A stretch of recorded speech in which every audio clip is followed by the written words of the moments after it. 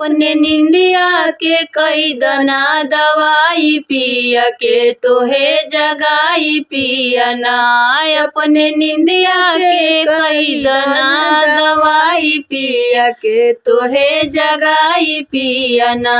एक त गोदी में गदेला दूसरे सासू के झमेला। एक त गोदी में गदेला दूसरे सासू के झमेला। तीसरे रोज रोज के तोहे जगाई पिया कई दना दवाई पिया ना।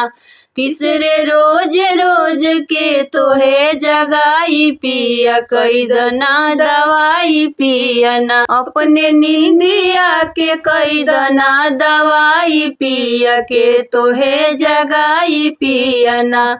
अपने निंदिया के कई दना दवाई पिया के तोहे जगाई पिया ना। एक त गोदी में गदेला दूसरे जेठनी के झमेला। एक त गोदी में गदेला दूसरे जेठनी के झमेला।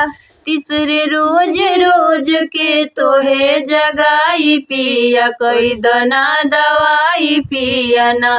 तीसरे रोज रोज के तोहे जगाई पिया कई दना दवाई पिया ना।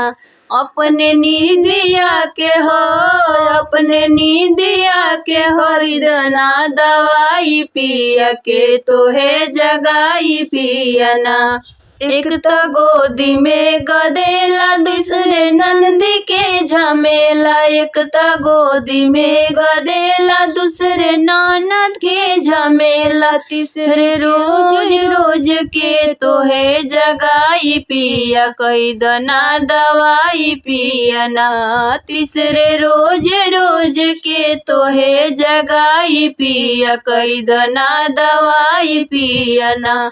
तोहरे निंदिया के हो तोहरे निंदिया के कई दना दवाई पिया के तोहे जगाई पिया ना।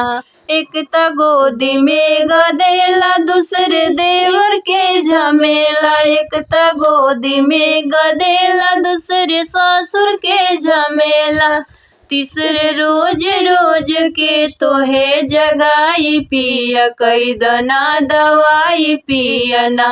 तीसरे रोज रोज के तोहे जगाई पिया कई दना दवाई पिया ना। अपने नींदिया के कई दना दवाई पिया के तोहे जगाई पिया ना। अपने नींदिया के कई दना दवाई पिया के तोहे जगाई पिया ना।